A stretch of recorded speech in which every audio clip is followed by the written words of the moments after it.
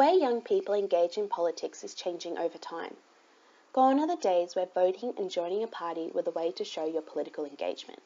Young Australians are much more likely to be signing petitions, boycotting products, and participating in online political activities.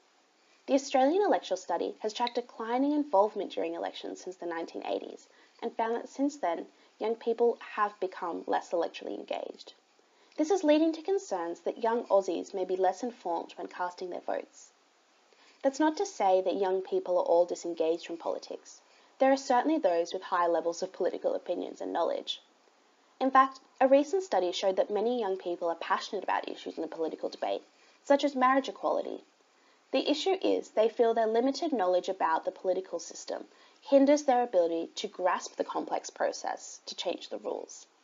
It turns out many young people still aren't sure about how Australia's system of government works by the time they leave school, and they certainly aren't confident that they have the necessary skills and information to participate in the political process.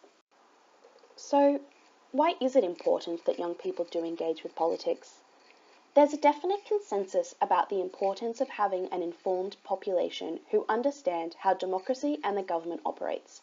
Those who engage in politics are better able to participate in the democratic process and can better hold decision makers to account. This is particularly important in Australia where we have compulsory voting. A lack of understanding can deprive young people from both having a meaningful say about their nation and the opportunity to help build a more inclusive political system. I took it upon myself to find out if these concerns were valid. Are young Australians really as disengaged as researchers claim them to be? I sat down and had a chat with 10 young Aussies about our political system.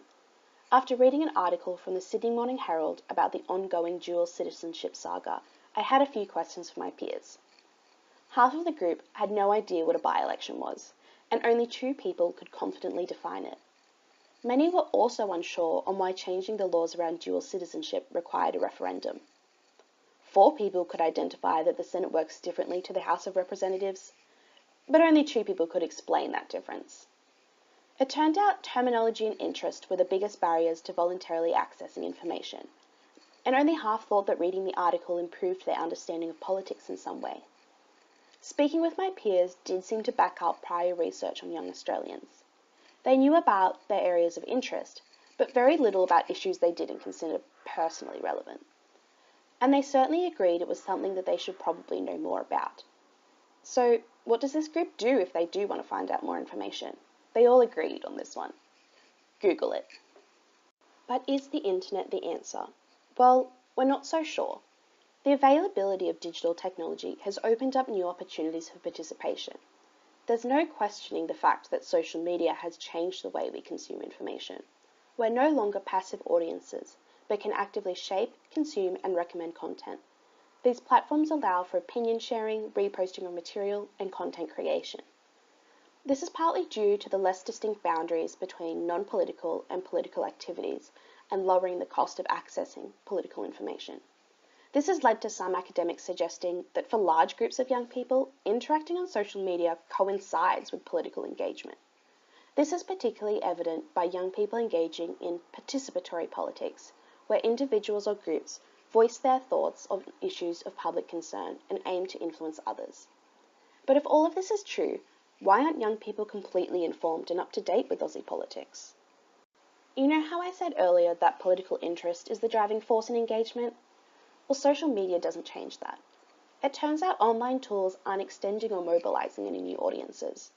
Young adults are only using social media for political engagement if they have a strong pre-existing political interest. And while political expression is relatively widespread among young adults, institutional engagement, like following politicians or campaigns, is not so high. It's undeniable that access to smartphones and the internet does increase opportunities for engagement, but it doesn't necessarily guarantee quality participation in public affairs, especially when it comes to voting. So, yes, some young people express their opinions online, but in terms of substantial change, a lot of that occurs offline, and the internet can never replace that. Young people are vital for social change. Their voices are important, and we need to ensure they're involved in our democratic political system. But how do we achieve that? Clearly, young Australians aren't interested in politics or normal electoral activities. Well, Maybe we change what normal is. It's not that young people are apathetic, they're just not interested in current political discourses and practices. It doesn't mean they can't be engaged in politics through different means. Explaining how the media talks about politics, what we consider to be political action, and being open to new practices could significantly change the way young people see themselves and their civic duties. Let's change the discussion and think of political engagement beyond the electoral process. You can be a politically active citizen in a number of different ways, like sourcing news and political information, sharing and discussing this news, being exposed to information by your network of friends, and participating both on and offline in the political sphere. And while online platforms do expose us to these options, they're not a magic bullet for youth engagement. Because in the end, technology doesn't participate in democratic society.